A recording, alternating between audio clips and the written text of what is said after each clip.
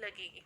So, the ionization enthalpies of transition elements are intermediate between those of S और P block elements.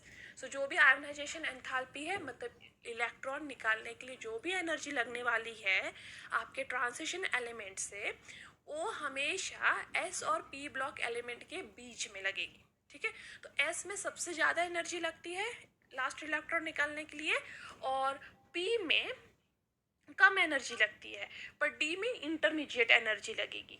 ठीक है, इससे ये conclude होता है कि transition elements are less electropositive than elements of group 1 and 2. तो ग्रुप 1 एंड 2 किसको बिलोंग करता है? एस ब्लॉक को. ठीक है, तो group 1 and 2 belongs to S block. तो ट्रांजिशन एलिमेंट्स जो होते हैं, जो डी ब्लॉक एलिमेंट्स होते हैं, ट्रांजिशन एलिमेंट्स मतलब डी ब्लॉक एलिमेंट्स. सो जो भी डी ब्लॉक एलिमेंट्स होते हैं उनमें लेस इलेक्ट्रोपॉजिटिव कैरेक्टर होता है as compare to S block elements.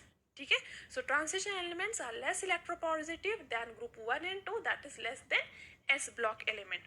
तो इसकी वजह से जो आपका एस ब्लॉक एलिमेंट्स है वो सिर्फ आयोनिक बॉन्ड्स बना पाते हैं क्योंकि वो ज़्यादा इलेक्ट्रोपॉजिटिव होते हैं, और जो एलिमेंट ज़्यादा इलेक्ट्रोपॉजिटिव होते हैं वो सिर्फ आयोनिक बॉन्ड बना पाते हैं. बट आपके जो डी ब्लॉक एलिमेंट्स है वो आयोनिक प्लस कोवैलेंट बॉन्ड बना पाते हैं, तो दोनों भी बॉन्ड बना पाएंगे, आयोनिक भी और कोवैलेंट भी, क्योंकि वो लेस इलेक्ट्रोपॉजिटिव है. अब वो कब आयोनिक और कब कोवैलेंट बनाएंगे? तो जो एलिमेंट्स में लोअर ऑक्सीडेशन स्टेट होगा वो ज़्यादातर बनाएंगे आयोनिक बॉन्ड या आयोनिक कंपाउंड, और जिनमें हायर ऑक्सीडेशन स्टेट होगा वो बनाएंगे कोवैलेंट कंपाउंड्स. तो आप सेम एलिमेंट की बात भी करें तो same element lower oxidation state पे बनाएगा आयोनिक कंपाउंड, और वही एलिमेंट हायर ऑक्सीडेशन स्टेट पे बनाएगा कोवैलेंट कंपाउंड. तो कभी कभी एमसीक्यू में ऐसा पूछा जा सकता है कि D block elements can make which type of compound? So they can make both ionic also and covalent also. Why? Because they are less electropositive than the S block elements, and because of that they can form ionic and covalent bond both. तो जो भी element में lower oxidation state है वो बनाएंगे ionic, और higher oxidation state है वो बनाएंगे covalent. Now, for a given element, there is substitutable increase for the first ionization enthalpy to the third ionization enthalpy. तो कोई भी एलिमेंट की बात करो, तो सपोज आप क्रोमियम की बात कर रहे हो, तो क्रोमियम का फर्स्ट आयोनाइजेशन एंथैल्पी कम रहेगा एज कंपेयर टू थर्ड. मतलब क्रोमियम में से फर्स्ट इलेक्ट्रॉन बाहर निकालने के लिए कम एनर्जी लग रहा है, सेकेंड के लिए थोड़ा ज़्यादा लग रहा है, और थर्ड इलेक्ट्रॉन बाहर निकालने के लिए बहुत ज़्यादा लग रहा है. मतलब क्रोमियम प्लस आयन इजली बन सकता है एज कंपेयर टू क्रोमियम 3+ से, क्योंकि उसका जो 3 इलेक्ट्रॉन है, थर्ड इलेक्ट्रॉन है, उसे बाहर निकालने के लिए बहुत ज़्यादा एनर्जी लग रहा है, 2994 किलो जूल पर मोल. और यही ट्रेंड आप पूरे सीरीज में देख सकते हो. आप स्कैंडियम की बात करो, टिटेनियम की बात करो, वैनेडियम की बात करो, या मैंगनीज, आयरन, कोबाल्ट, निकल, कॉपर, जिंक, किसी की भी बात करो, तो फर्स्ट आयोनाइजेशन एनर्जी यहाँ पे कम है as compare to the third ionisation energy. So as in this series you move from the ionization energy first to ionization energy third, the energy goes on increasing, और इसलिए यहाँ पे third electron निकालने के लिए बहुत ज़्यादा एनर्जी आपको प्रोवाइड करना पड़ेगा. ठीक है, now the atoms of elements of third transition series possess filled 4f orbitals. अभी हम इसकी स्टेटमेंट में जाने के पहले यहाँ पे ये ग्राफ को समझेंगे. तो इस ग्राफ में आप देख सकते हो, यहाँ तो हमने फर्स्ट ट्रांजिशन सीरीज ही पढ़ा है. अब यहाँ पे है फर्स्ट ट्रांजिशन सीरीज, ये वाला जो है टिटेनियम से लेके कॉपर तक वो फर्स्ट ट्रांजिशन सीरीज है, जिरकोनियम से लेके सिल्वर तक सेकेंड ट्रांजिशन सीरीज है, हॉफनियम से लेके गोल्ड तक थर्ड ट्रांजिशन सीरीज है. तो फर्स्ट ट्रांजिशन सीरीज में भी आप देख सकते हो आयोनाइजेशन एनर्जी क्या हो रहा है, कम ज़्यादा हो रहा है. ठीक है, फिर सेकंड वाला का जो आयोनाइजेशन एनर्जी है, फर्स्ट आयोनाइजेशन एनर्जी है, वो फर्स्ट सीरीज से ज़्यादा है. तो ठीक है, ये फर्स्ट सीरीज का सपोज टिटेनियम, जिरकोनियम और हॉफनियम को हम कंपेयर करेंगे क्योंकि वो सेम ग्रुप को बिलोंग करते हैं, ठीक है।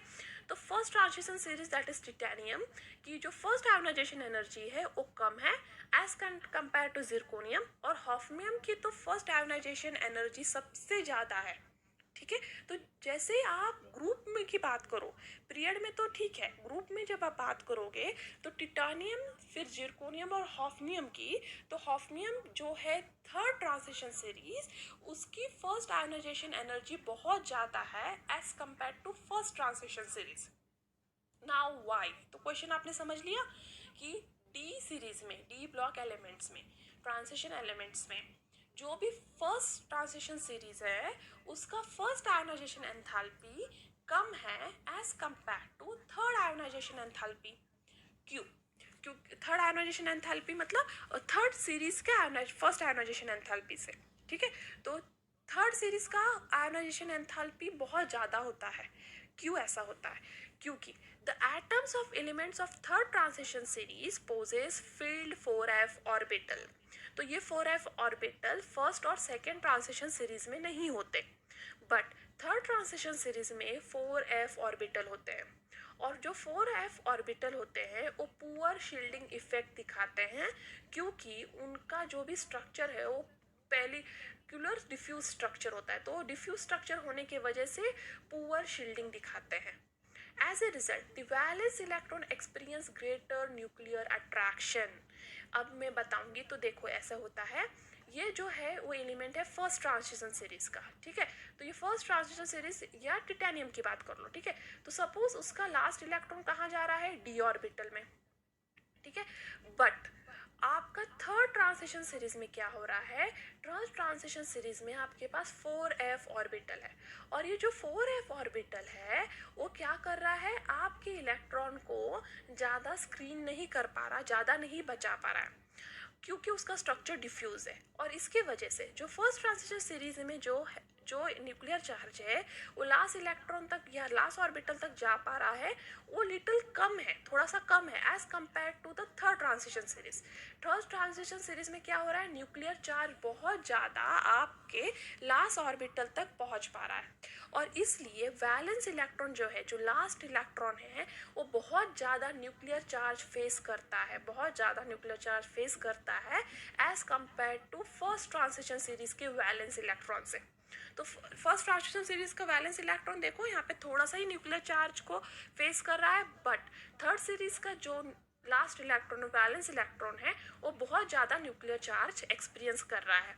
उसकी वजह से ये जो न्यूक्लियस है इस इलेक्ट्रॉन को टाइटली बॉन्ड करके रखेगा as compare to first transition series. और जैसे ये ज़्यादा टाइटली बॉन्ड करके रखेगा अपना वैलेंस इलेक्ट्रॉन को, तो हमें ग्रेटर एनर्जी प्रोवाइड करना पड़ेगा इस इलेक्ट्रॉन को निकालने के लिए, क्योंकि वो टाइटली बाइंड है न्यूक्लियस को। न्यूक्लियस से टाइटली बाइंड होने के वजह से यदि आपको उसको बाहर निकालना है तो आपको ज़्यादा एनर्जी प्रोवाइड करना पड़ेगा। और उसके वजह से क्या होगा? Ionization enthalpy of the element of third transition series increases as compare to first transition series, ठीक है। तो एग्जाम में ऐसा क्वेश्चन आ सकता है कि why the ionisation enthalpy of third transition series is much more than the first transition series. तो इसका आंसर ये है कि थर्ड ट्रांजिशन सीरीज में होते हैं 4f ऑर्बिटल जो फील्ड होते हैं, ये 4f ऑर्बिटल होते हैं डिफ्यूज शेप के, उसके वजह से वो प्रॉपर स्क्रीनिंग नहीं कर पाते। प्रॉपर स्क्रीनिंग नहीं करने के वजह से इफेक्टिव न्यूक्लियर चार्ज जो वैलेंस इलेक्ट्रॉन के पास है वो ज़्यादा जाता है as compare to first transition series. यहाँ पे कम न्यूक्लियस चार्ज वैलेंस इलेक्ट्रॉन तक पहुँच पा रहा है, बट यहाँ पे ज़्यादा न्यूक्लियस चार्ज वैलेंस इलेक्ट्रॉन तक पहुँच पाता है। ज़्यादा न्यूक्लियस चार्ज पहुंचने की वजह से वो वैलेंस इलेक्ट्रॉन को बहुत टाइटली बॉन्ड करके रखता है, और टाइटली बॉन्ड करने की वजह से हमें बहुत ज़्यादा एनर्जी प्रोवाइड करनी पड़ती है उस इलेक्ट्रॉन को निकालने के लिए।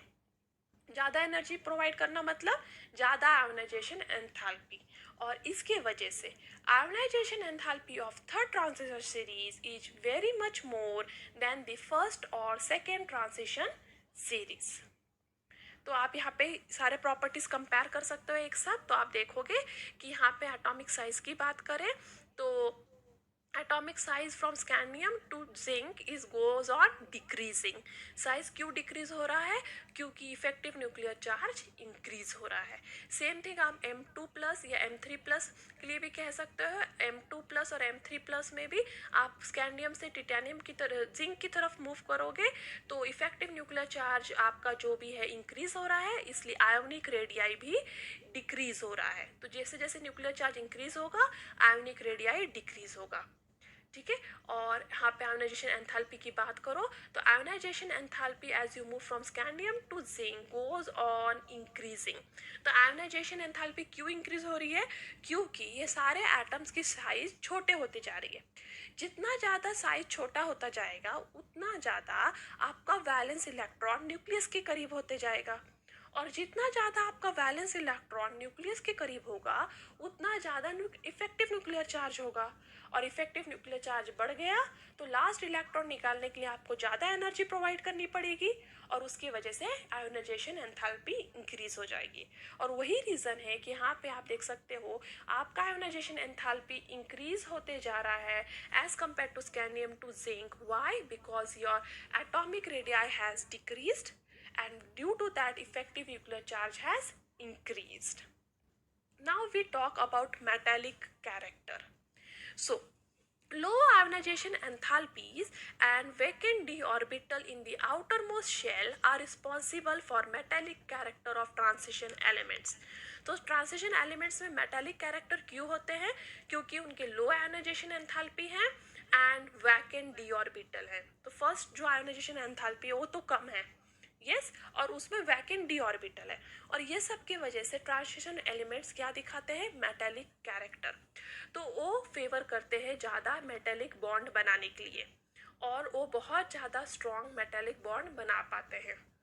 The hard nature of this element suggests that the formation of covalent bond is there in them. ठीक है. तो आपने देखा, आपने पढ़ा होगा कि एस ब्लॉक जो एलिमेंट्स होते हैं वो सॉफ्ट होते हैं नेचर में क्योंकि उनमें होते हैं आयोनिक बॉन्ड्स. तो एस ब्लॉक एलिमेंट्स बहुत ज़्यादा इलेक्ट्रोपॉजिटिव होते हैं और इसलिए सिर्फ आयोनिक बॉन्ड बना पाते हैं. But transition metal covalent bond बना पाते हैं क्योंकि वो कम इलेक्ट्रोपॉजिटिव है. और हार्ड नेचर ये इस एलिमेंट का ये प्रूव कर सकता है कि उनके बीच में कोवैलेंट बॉन्ड है. And this is possible due to presence of unpaired n-1d electron in these elements. तो इस elements में unpaired d electrons होते हैं और उसके वजह से वो covalent bond बना पाते हैं. Nearly all transition metals show simple hexagonal close pack structure, cubic close pack structure and body centered close packed structure. And these are the real characteristic of true metals. जो भी true metals होते हैं वही ये structures दिखा पाते हैं. यदि आप ये स्ट्रक्चर्स के बारे में ज़्यादा जानना है तो आप मेरा चैप्टर 1 का वीडियो देख सकते हो, दैट इज सॉलिड स्टेट. ठीक है. तो जो भी ट्रू मेटल्स होते हैं ये स्ट्रक्चर्स बना पाते हैं और ट्रांजिशन एलिमेंट्स ये सारे स्ट्रक्चर्स बना पाते हैं. इसकी वजह से ये प्रूव होता है कि ट्रांजिशन मेटल्स आयोनिक बॉन्ड और कोवैलेंट बॉन्ड दोनों बना पाते हैं and they are true metals. Okay, now in all this transition series melting point steadily increase up to D5 configuration. मतलब आप D1 से D5 की तरफ मूव करोगे तो मेल्टिंग पॉइंट बढ़ता जाएगा. सो D1 से D5 की तरफ मेल्टिंग पॉइंट बढ़ रहा है. D5 के बाद मेल्टिंग पॉइंट कम होने लगता है, ये याद रखना है. ठीक है. तो मेल्टिंग पॉइंट कब तक बढ़ेगा? D5 कॉन्फ़िगरेशन तक. मतलब आपका D ऑर्बिटल हाफ फिल होने तक. ठीक है. हाफ डी का कैपेसिटी 10 इलेक्ट्रॉन का होता है, हाफ फिल्ड मतलब 5. तो डी ऑर्बिटल हाफ फिल होने तक आपका ट्रांजिशन सीरीज का मेल्टिंग पॉइंट बढ़ता रहेगा और उसके बाद मेल्टिंग पॉइंट कम होने लगेगा. तो chromium, molybdenum and tungsten show highest melting point and their respective series. तो सबसे ज़्यादा मेल्टिंग पॉइंट किसका दिखता है? क्रोमियम का फर्स्ट ट्रांजिशन सीरीज में, मोलिब्डेनम का सेकेंड ट्रांजिशन सीरीज में एंड टंगस्टन का थर्ड ट्रांजिशन सीरीज में. ठीक है. तो ऐसा क्वेश्चन आ सकता है कि फर्स्ट ट्रांजिशन सीरीज में किस एलिमेंट का मेल्टिंग पॉइंट सबसे ज़्यादा है? तो उसका आंसर है क्रोमियम. सेकेंड ट्रांजिशन सीरीज में किस एलिमेंट का मेल्टिंग पॉइंट सबसे ज़्यादा है?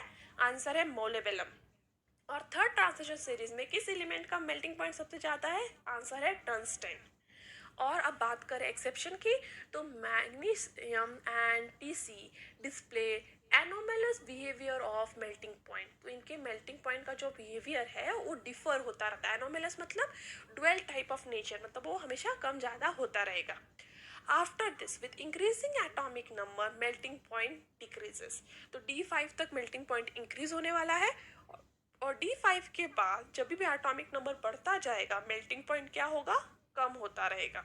और सबसे ज़्यादा मेल्टिंग पॉइंट किसका दिखता है, क्रोमियम का फर्स्ट सीरीज में, मोलिब्डेनम का सेकंड सीरीज में एंड टंगस्टन का थर्ड सीरीज में। अब हम बात करते हैं मैग्नेटिक प्रॉपर्टीज का, और ये बहुत इंपॉर्टेंट प्रॉपर्टीज है, ये नोट डाउन कर लेना। So first, can you recall what happens when magnetic field is applied to a substance. तो जब भी मैग्नेटिक फील्ड कोई भी सब्सटेंस को अप्लाई होता है, दो ही चीज़ें हो सकती है, या तो वो सब्सटेंस मैग्नेटिक फील्ड को अट्रैक्ट होगा, या फिर वो सब्सटेंस मैग्नेटिक फील्ड से रिपेल होगा।